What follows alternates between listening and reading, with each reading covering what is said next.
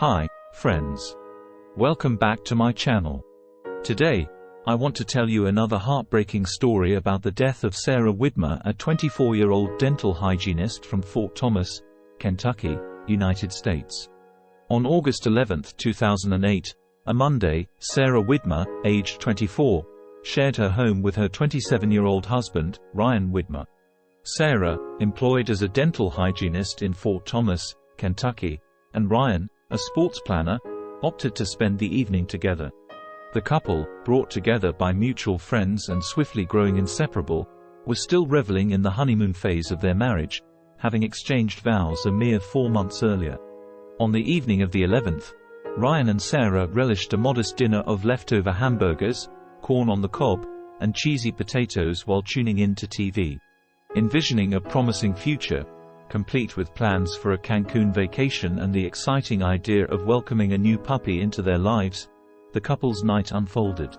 Sarah, as the night progressed, decided to indulge in a bath in the master bedroom's bathroom.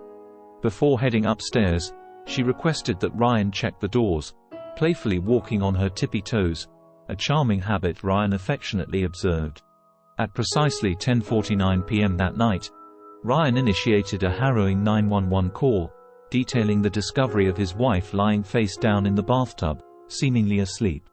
He mentioned her occasional habit of dozing off in the tub. Guided by the 911 dispatcher, Ryan performed CPR after being instructed to remove Sarah from the tub. Within 6 minutes, the police arrived at their Morrow, Ohio residence. Upon finding Sarah, she lay naked on the bedroom floor, her body warm and dry, yet her hair wet.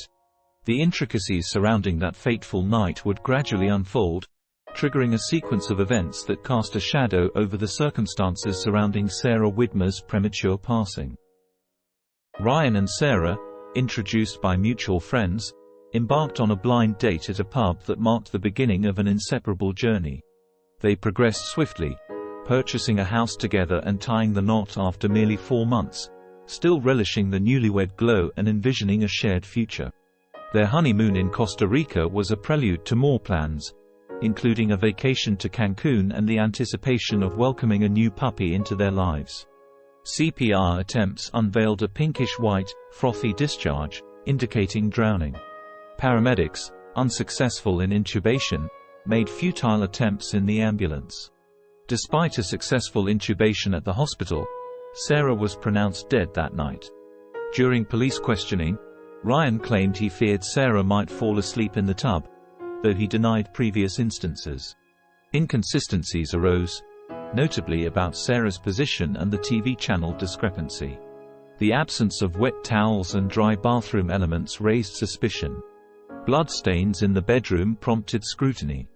Dr. Russell Upgrove's autopsy unveiled drowning as Sarah's cause of death. Injuries on her forehead, eyelid, neck, armpit, and lip suggested homicide, incompatible with CPR-related trauma. Toxicology ruled out drugs or alcohol. The mysterious circumstances surrounding Sarah Widmer's demise cast a shadow over the unfolding investigation.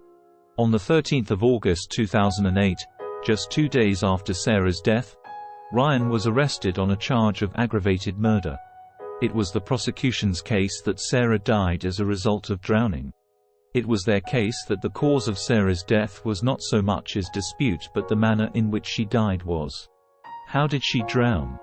The prosecution argued that the 911 call, the scene and Sarah's injuries were all enough to prove that Ryan killed her. He held her forcibly underwater, drowning her in the bathtub. Police dusted the bathtub for fingerprints and found streak marks believed to have been made by human hands. The marks were located near the middle of the bathtub.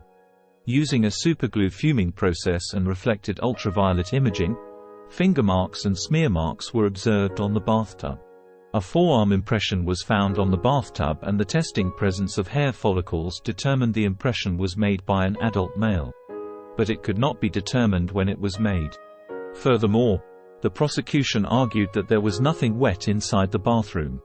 If Sarah had drowned and Ryan pulled her out of the bathtub, the floor should have been wet along with other items in the bathroom. They also alerted the jury to the fact that when police arrived, just minutes after Ryan called 911, Sarah's body was dry. They made reference to the 911 call, and it was their case that Ryan had said too much. He told the dispatcher what he had been doing that night. He was orchestrating the 911 call. The defense argued that if there had been a violent altercation, as the prosecution had argued, there would have been evidence of it. Yet there were no injuries on Ryan, and Sarah's nails were not broken or chipped. Female DNA was found under Sarah's fingernails. No match was found. They argued that the injuries found on Sarah were a result of the prolonged CPR and multiple intubation attempts that had taken place that night, from inside the house, inside the ambulance while it was parked outside the house, on the way to the hospital and at the hospital. The defense contended that a medical factor, possibly a seizure or cardiac ailment, might have led to Sarah's death. They provided an explanation for the apparent contradiction of Sarah's dry body but wet hair, attributing it to the faster drying rate of skin compared to hair. In the first trial, the jury acquitted Ryan of aggravated murder but convicted him of murder. Subsequently, a new trial was ordered due to jurors conducting independent tests on bath drying times. The second trial in May 2010 resulted in a mistrial when the jury couldn't reach a verdict. The third trial commenced in January 2011, featuring additional evidence. The defense posited the theory that Sarah might have had an undisclosed cardiovascular or neurological condition, causing her to lose consciousness and drown. Medical experts were called by both sides, presenting conflicting viewpoints.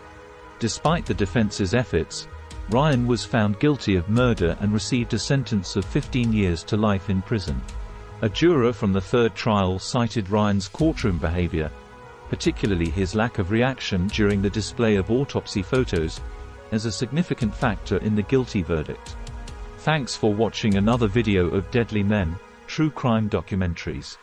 Subscribe and like my videos, and I will see you soon with more crime documentaries from around the world.